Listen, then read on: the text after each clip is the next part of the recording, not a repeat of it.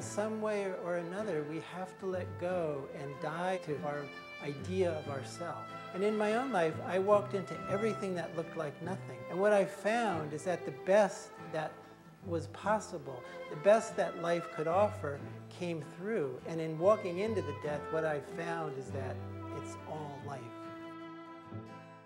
Everything I walked into that looked like death and ashes has had a gift. And so what that gives you is eternity. It gives you a kind of eternal life where the cyclical nature of life brings death around over and over again.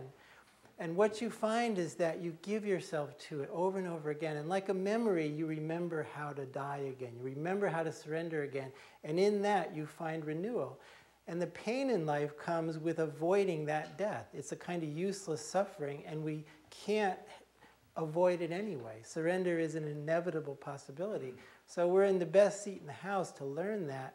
And I believe we are at a time when it is more available than ever before. And not only that, it's a requirement. If the people live their lives as if it were a song for singing out of Each of us have very different lives. I think all we have to do is be on speaking terms with our own God and our own mystery and do what we need to do within that relationship. And it's different for all of us. And exactly where we are is the best seat in the house. Oh, you're going through a painful divorce and you lost all your money? Congratulations. There's the best seat for you, right here, right now. Breeze at dawn has secrets to tell you. Don't go back to secrets to tell you. Don't go back to what you really want. Jerry, have you ever wondered what your life would have been like if you hadn't have destroyed your art? Is there something that you've thought about at all?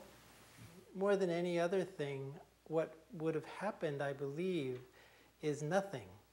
And I think there's a kind of paradox that happened in place of all of that drive and all of that determination. I used to say if I could have painted my way to heaven, I would have done it because I tried hard enough. But even as an artist, I wanted to touch the world as a young person. And interestingly enough, I became more known as an artist for destroying my work than I ever had for creating it.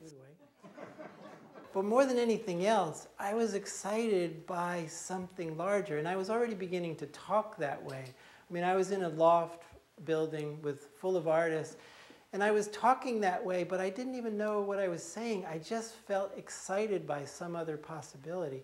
And it was that excitement for something abstract that was drawing me forth.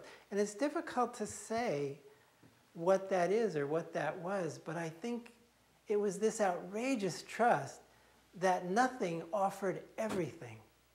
And to give myself to that nothing, I could be the inspiration I was dabbling in the studio. My life could be the inspiration rather than having an expression of inspiration. I felt life could be that inspiration. It's truly the meaning of sacrifice. When we take our life and we can put it on the altar, sacrifice means to make sacred.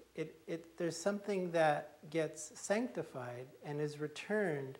And I feel the life that came out of that is the real gift. And I don't think all of my strategy and good intention and everything I thought I was doing could ever have achieved the gift and the mysterious way the gift continues to unfold. So I don't know exactly what would happen, but I think it would look like a kind of nothing that I would not want right now. Return again.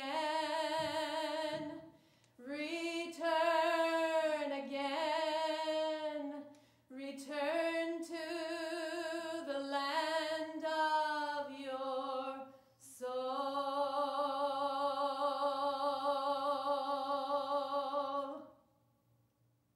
I never would have been able to live the ridiculous life that I lived, which, was living without money. I never asked anyone for anything. I trusted all of life, however it came. I mean, sustaining that life was only possible because I felt, even though I failed, even though, I wasn't good enough, I wasn't perfect enough to be so completely lovable all the time, to have the world want to take care of me, want to help me. When all of that failed, all of the ideas, all of everything else failed, there was always something that came through that was larger than all of it. And I never would have been able to continue this strange and lonely journey if that had not occurred. And I still couldn't do it. I mean, I still don't know what I'm doing, but I know it's that thing that makes me feel I'm on the beam again and things are moving, and it's all making a kind of larger sense that sustains me.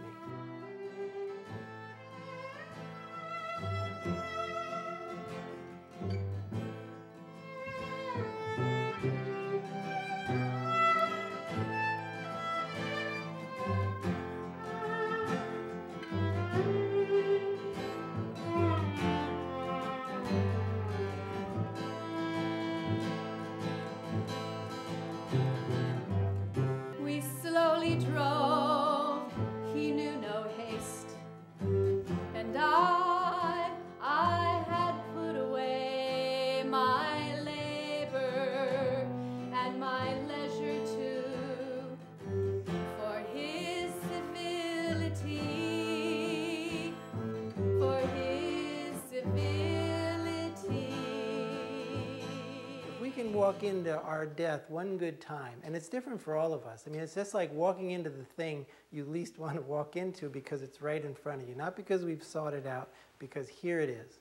If we can do that one good time, let the gods know we mean business, what comes is like a promise. And I think in the cyclical nature, as I said earlier, when it comes around again, it's like it kicks in like a memory. We don't have to remember with our mind. We don't have to be so intelligent.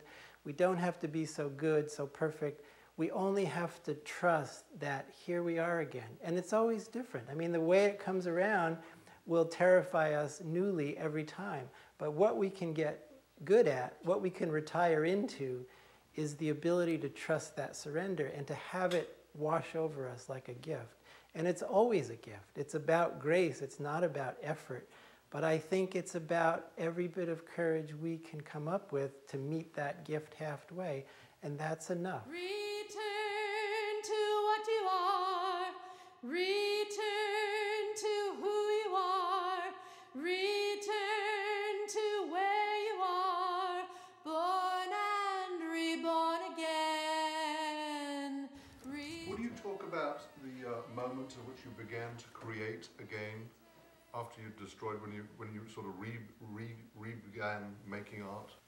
It was such a little simple way, but I just kind of once again re-emerged as an artist. I mean, I'd gone for a walk and I found this envelope on the ground and I picked it up and it had a stamp on it and had a piece of paper inside, so I decided to write a letter. And so the stamp was the head of somebody important, and I drew a body to the head, and I ended up drawing a whole scene. And I just sort of realized, oh, I'm doing art again. And it was so innocent, and so it didn't matter either way. And I think I needed to get to the place where it didn't matter either way. It's like even my artwork, and I didn't plan this, but I mean, as you know, they're very coffin-like, and they're spooky, and they have beings inside, so they're very, death-like. And yet they dispense gifts, they're whimsical, they do ridiculous things. And I think in some way, that being a final expression of my art at this point, you put what you love on the altar, it's sanctified, and in some way it comes back because it doesn't matter. I mean, my art now, I do because at some level there's no attachment to it. I could do it or not do it. It's a component in a larger whole, which is like everything has equal importance. And what I find is that there's a time for art, and when that time is in place, it's like people disappear from my life. I have a space of time. Creativity flows easily. And then and sometimes I'll even stay up all night working because I know this cycle is ending. And I finish a piece, and then the phone calls come, and people are coming back into my life. And so I feel like it's part of a larger rhythm, but it's so much easier and so much more detached.